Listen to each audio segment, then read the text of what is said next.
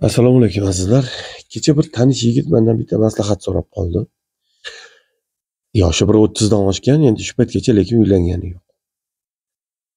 Nega uylanmayapsan o'zi desam, aka mana shuncha vaqt o'tib ketdi, lekin to'g'risini aytsam, nechtasi bilan uchrashuvga chiqdim. Bundoq o'ylab qarasam, 99% shu niyati faqat bir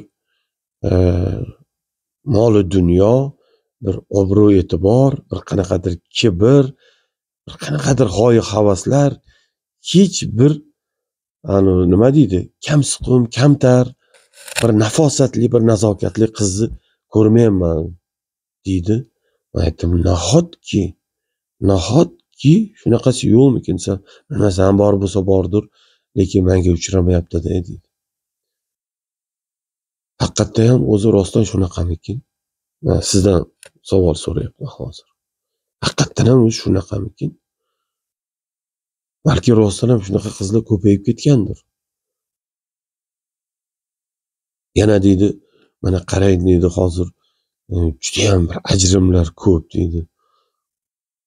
Ko'p eshitamiz deydi. Bir oy yashab ajrab ketibdi, bir yil yashab ajrab ketibdi. Mana 10 yil, 15 yil yashagan ekan, oxiri bo'lmabdi, baribir ajrashibdi deydi. Buning sababi nima ekan? Bilmaysizmi deydi. Aytdim, bilaman dedim. Biz erkaklar dedim, har doim shu ota bobolarimiz qanday yashagan bo'lsa, bundan 100 yil ilgari misol uchun. Ilgarilarida, ancha yil ilgarilari. Ya'ni qanday yashagan? Oilada gapi gap bo'lgan. Oilani ayol kishi emas, erkak kishi boshqargan. Ayol har doim itoatda bo'lgan. Biz ham hozirgi paytda shunga intilyapmiz, shu ota bobolarimiz yashagan paytdagi narsa bo'lsin. Meni gapimni oilada hech kim ikki qilmasin deb intilyapmiz. Ayollar aksi, xohi havas, qanaqadir obro' talash, nimadir talash, uy-joy talash, shunaqaga sababchi bo'lib qolishyapti. Shu-da sababi desam, ana ko'rdingizmi deydi.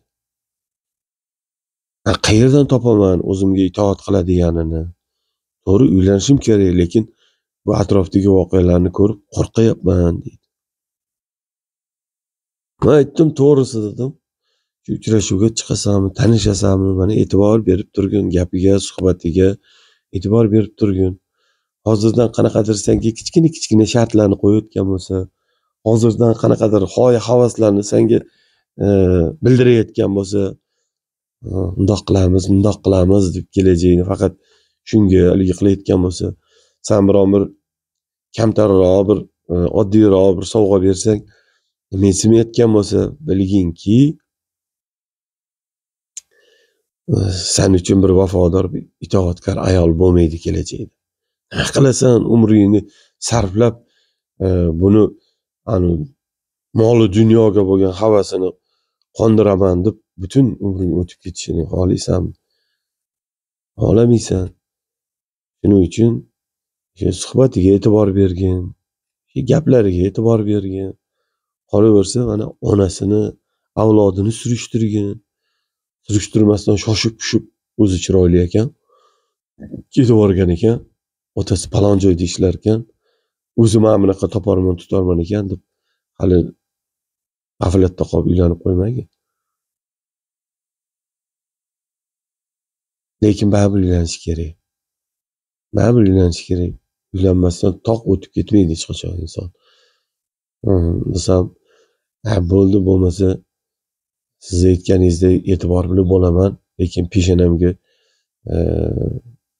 shunaqa kuydirgilardan tushib qolsa-chi. Nima qilasan? Shu senga kelgan sinov bo'ladi. Senga sabr qilasan. Boshqa iloji yo'q. Qayta uylanavermaysan-ku, misol uchun.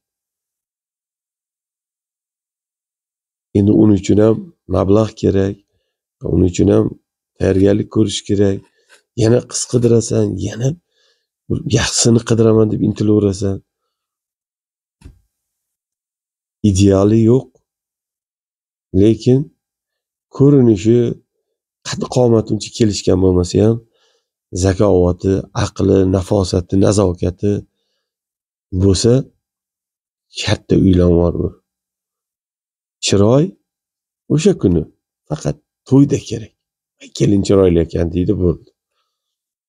Hozir lekin bitta salon-palonga olib borsang, shunaqa chiroyli qilib qo'yishadi, o'zing ham tanimay qolasan. O'sha gap odobiga e'tibor qilgan birinchi. Olgan tarbiyasiga e'tibor qilgan. Deb xullas qo'limdan kelgancha endi tushuntirdim. Siz nima deb o'ylaysiz?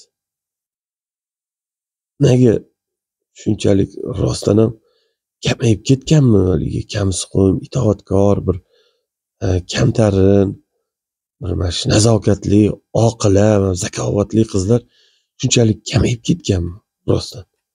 Juda ko'pchilikdan eshitdim-da shu gap. Kelin yaxshi qiz qidiryapman degan onalarni juda ko'p eshitdim-da.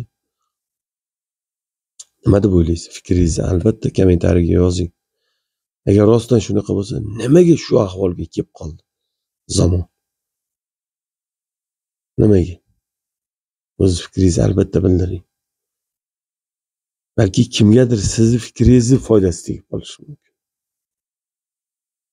Azizlar, hammamizga ham yaxshi insonlar, kelin qilmoqchi bo'lganlarga yaxshi kelinlar, kuyov qilmoqchi bo'lganlarga yaxshi kuyovlar uchrasin.